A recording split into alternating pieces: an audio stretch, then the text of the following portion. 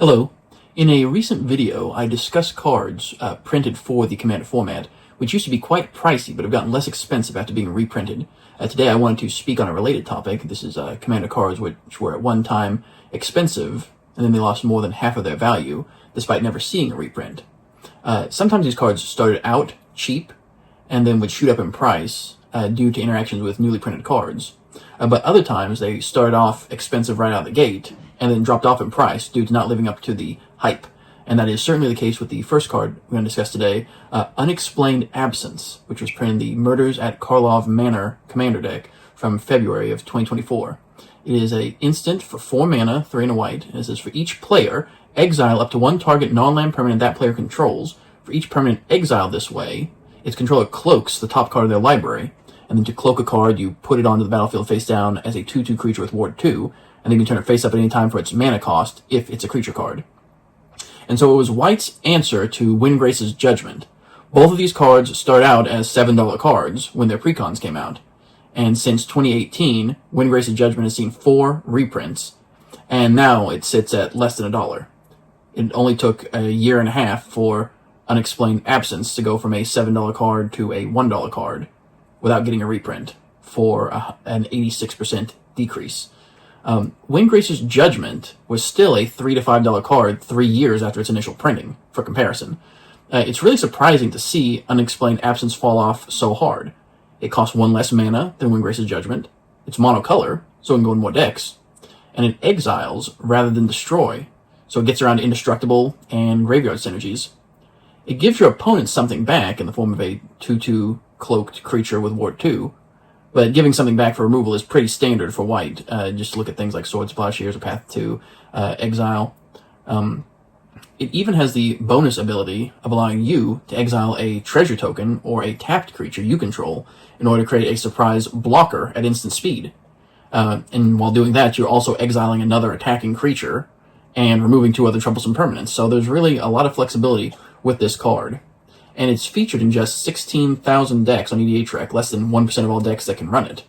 By contrast, Windgrace's Judgment is run in 29,000 decks, 2% of the total decks that could run it. Nearly twice as many decks, despite being 2 colors.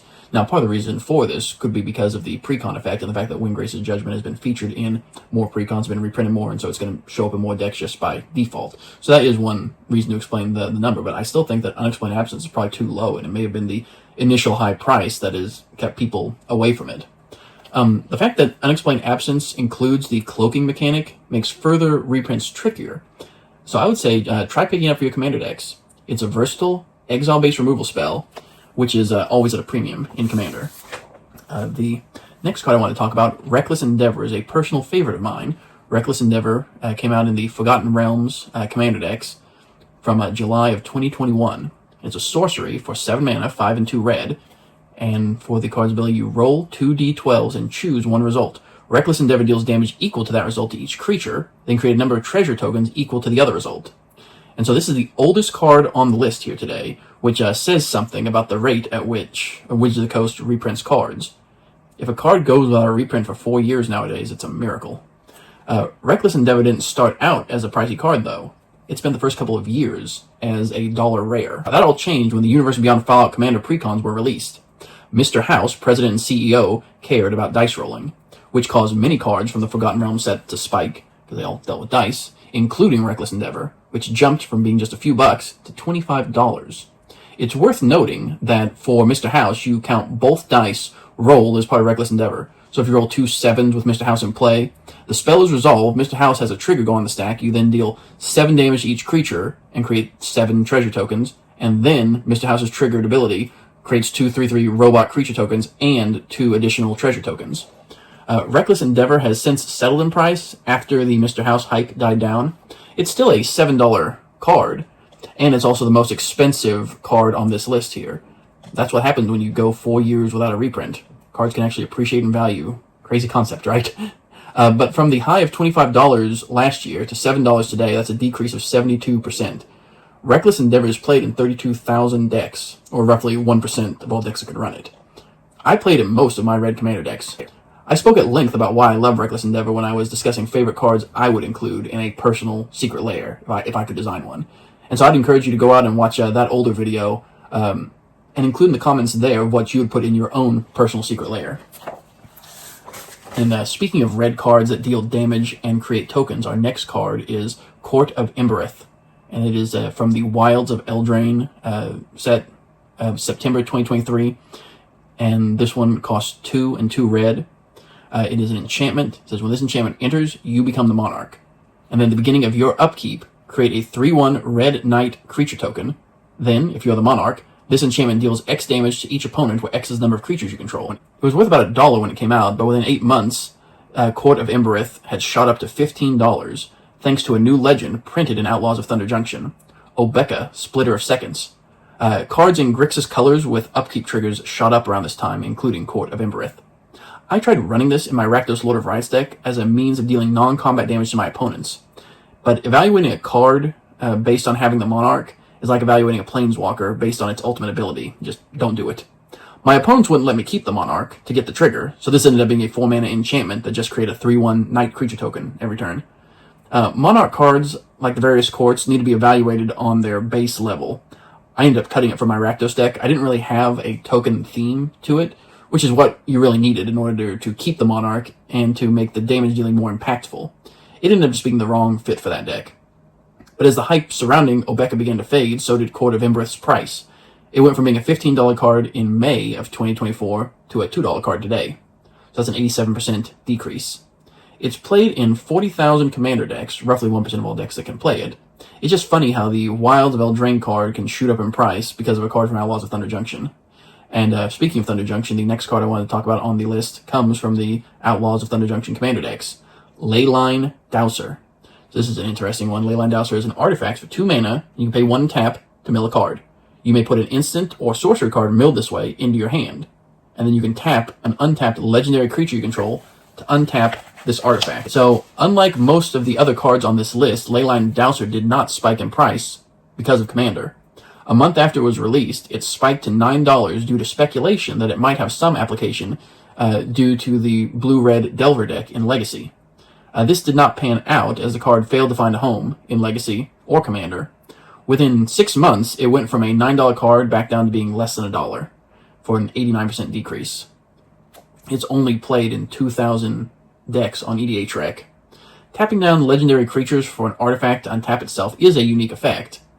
See, I could almost use it in my Norn the Wary deck if it were more of a mono-red Spellslinger deck, because the way Norn works is he comes in the end of each turn, I could use him, tap him, to untap the Dowser, so I could potentially mill a card during each player's turn and then potentially draw instants and sorceries into my hand, but I'm not running a ton of instants and sorceries in my Norn deck, and so Leyline Dowser doesn't even work there. Like, I'm playing one of the commanders best suited to abuse Leyline Dowser's untapability, and even I'm not interested in trying to make it work, so I just don't think there's much hope for that one, unfortunately. But it is definitely the most unique of all the cards we have here on this list.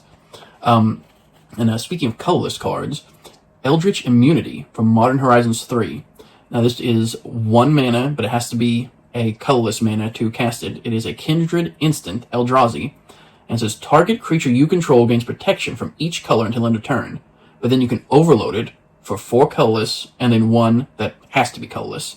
And in that case, you change target to each. So then each creature you control gains protection from each color until end of turn. So this started out as a $3 card when the deck came out, but then it quickly shot up to $18. As a 1 mana Eldrazi spell, it's one of the easiest ways to trigger Ulalek's ability. And more than a year after its release, the card price has retracted back from the high of $18 last June to just $4 today. That's a 78% decrease. Frankly, I'm surprised this card is as low as it is. It's only played in 44,000 commander decks, less than 1% of decks that it could be run in. Nearly every commander deck runs Sol Ring. Nearly every deck runs plenty of colorless utility lands.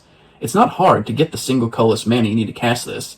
I don't know if people think that, well, I'm not playing a colorless deck, so I can't run this. But no, I think that there's room for this in your deck as long as you can reasonably cast it later on in the game when you would need to. I don't know why more people aren't running this card.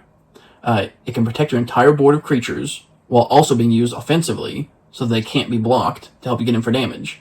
It's versatile, so you can even use it to just protect a single creature from removal for a single mana. If you have enough ways to generate colorless mana in your deck, it's definitely worth considering. It baffles me that Eldritch Immunity is as cheap as it is, and I fully expect this card to climb back up in price if it doesn't get a reprint.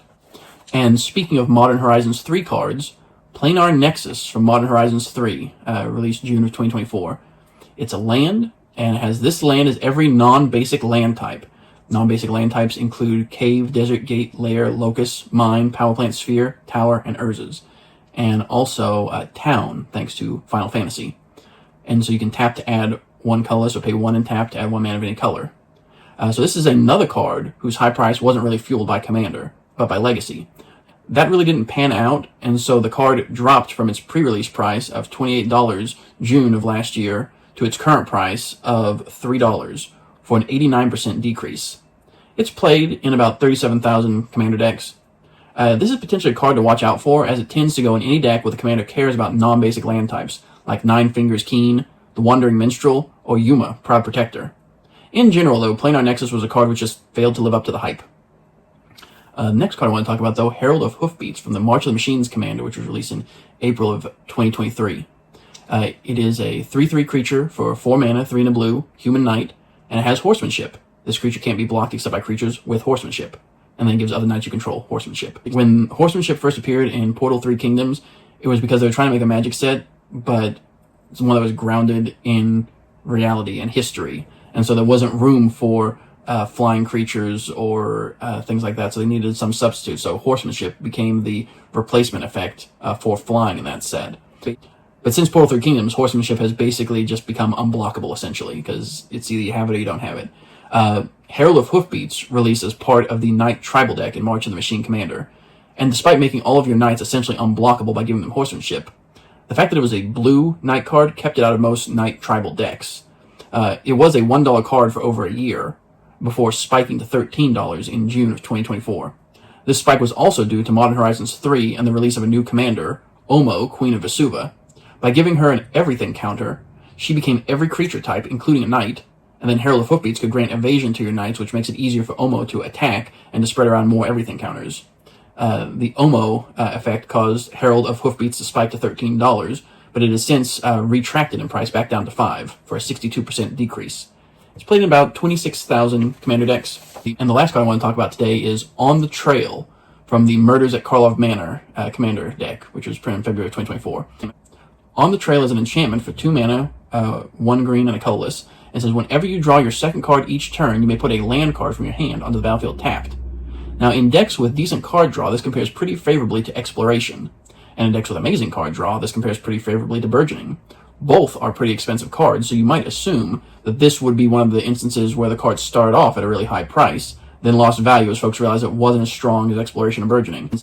But no, this started out as a $3 card, and then it dropped down to about a $1 card. Then 6 months after its release, the card shot up to $10. Why? Because a new commander got printed, Mrs. Bumbleflower.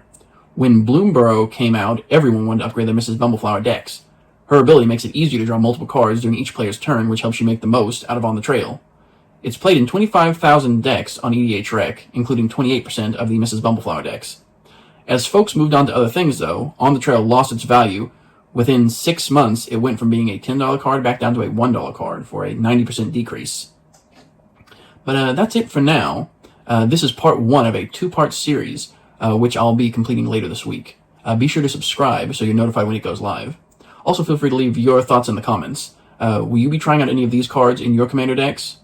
Now that these formerly expensive cards have lost 60 to 90% of their value, which ones are you going to pick up? None of these cards have yet to receive a reprint. And so this is the question I pose, is which of these cards do you think will be the last card to receive a reprint? I honestly think that all of the other cards I mentioned today will get a reprint before Leyline Dowser. It's just such a weird card. I could see them just never reprinting that one and nobody really caring, honestly, because there's enough copies to go around for those who want them. But thanks again for listening. Be sure to leave a like if you learned something new or if you found a card you want to try in your decks. But take care, and I'll see you next time. Bye.